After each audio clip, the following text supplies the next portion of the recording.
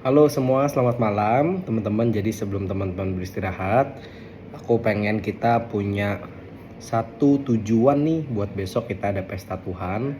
Saya percaya biarkan dalam setiap pesta Tuhan itu kita nggak kehilangan momen-momen bersama dengan Tuhan secara pribadi. Karena bisa jadi besok adalah momen di mana Tuhan menjawab doamu. Besok di mana Tuhan mau memberikan terobosan buat hidupmu. Besok di mana bisa jadi adalah pembalikan keadaan buat hidupmu dan Tuhan memulihkan hatimu. Nah, teman-teman tahu nggak dengan sikap hati apa sih kita mau datang besok?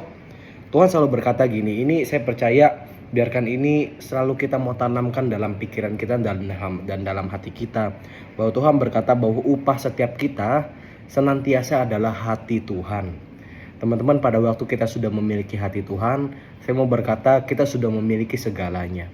Ibaratnya gini, kalau kita punya seorang bapak, seorang ayah ya, dan kita benar-benar jadi anak kesayangan oleh orang tua kita gitu, kita berkenan kepada orang tua kita, pasti kita minta apapun juga, pasti orang tua kita akan dengan mudahnya memberi, pasti akan menyayangi kita, pasti akan membela kita, sama seperti Tuhan kita. Jadi pada waktu upah kita dalam mendapatkan hati Tuhan itu lebih daripada uang, lebih daripada pekerjaan yang baik, lebih daripada gaji yang baik misalnya. Karena hati Tuhan itu adalah segalanya. Teman-teman gak bisa beli hati Tuhan dengan uang. Ya, dan teruslah bermegah di dalam hati Tuhan. Nah, bermegah dalam hati Tuhan itu apa sih?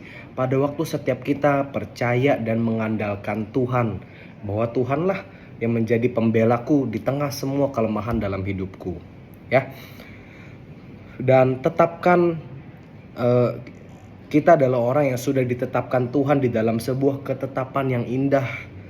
Wah, artinya apa? Artinya kita akan selalu di jalan yang benar.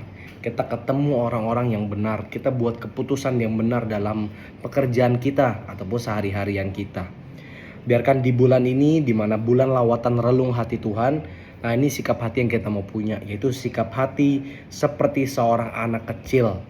Yaitu selalu gembala kita selalu datang dengan sikap hati ini. Adalah sikap hati yang akan menyelamatkan setiap kita. Jadi sikap hati anak kecil itu apa sih? Anak kecil itu adalah orang yang gak pernah curigaan. Betul ya? Kan kita sangat gampang ya ngebohongin anak kecil. Artinya apa? Artinya anak kecil itu mudah percaya. Anak kecil itu kalau berantem gak pernah berlarut-larut. Ayo minta maaf, kayak Jesse misalnya sama Jeremy. Habis berantem ayo minta maaf. Habis minta maaf langsung main bareng lagi. Dan saya percaya ini adalah sikap hati yang penting untuk setiap kita punya. Jadi biarkan sikap hati seperti seorang anak kecil yang bersuka cita. Kita pernah gak lihat anak kecil itu satu hari bad mood? Gak pernah, pasti lari-lari ya gitu. Nah, kita datang dalam rumah Tuhan, caranya dengan kita sikap hati mau seperti apa sih? Teman-teman datang aja ke sekolah minggu. Nah, itu adalah suasana yang Tuhan mau dalam setiap pesta Tuhan. Mungkin ada kericuhan, ada berisik, segala macam, tapi mereka benar-benar bersuka cita. Mereka enjoy dalam rumah Tuhan. Paling yang pusing cuma teacher-teachernya aja gitu ya. Dan ini adalah sikap hati yang kita sama-sama mau punya. Ya, dan yang terakhir, teman-teman, saya percaya bahwa setiap hidup kita jangan pernah satu kali pun lepas yang dari namanya pertobatan. Karena apa sih? Karena pada waktu pertama kali ini yang hit my heart, dan saya juga ambil pertobatan gitu. Pertama kali kita mengalami Heaven Invasion, kita menjadi orang yang gampang untuk bertobat, gampang untuk mengampuni, nggak pernah menilai orang, nggak pernah kecewa sama orang. Kita menjadi orang yang mudah untuk bertobat.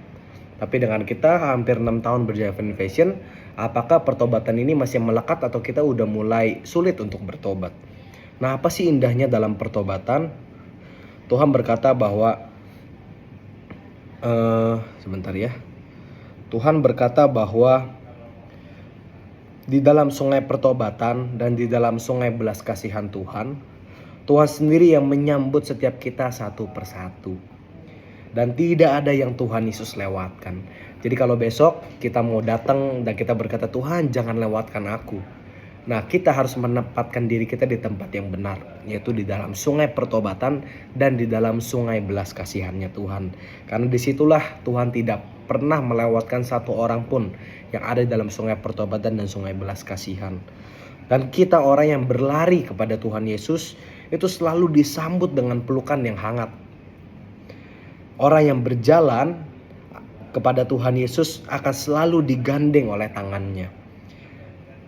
Dan orang yang merangkak kepada Tuhan Yesus akan Tuhan gendong sampai ke tengah sungai belas kasihan Tuhan.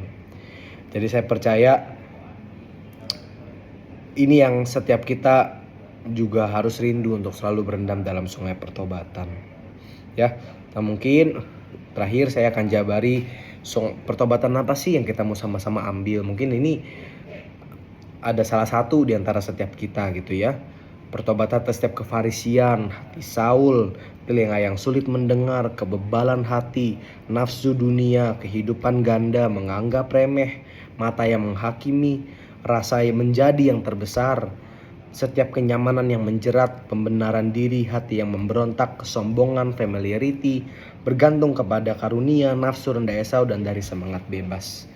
Jadi kita mau awali akhir tahun dengan pertobatan, dan kita mau juga akhiri tahun ini juga dengan pertobatan. Karena pertobatan itu gak pernah ada rasa malu. Justru di dalam pertobatanlah kita semakin indah, kita semakin berkarakter, kita semakin hidup kita akan jauh lebih bersukacita pada waktu setiap kita mengambil pertobatan. Oke, see you semuanya buat pesta Tuhan besok.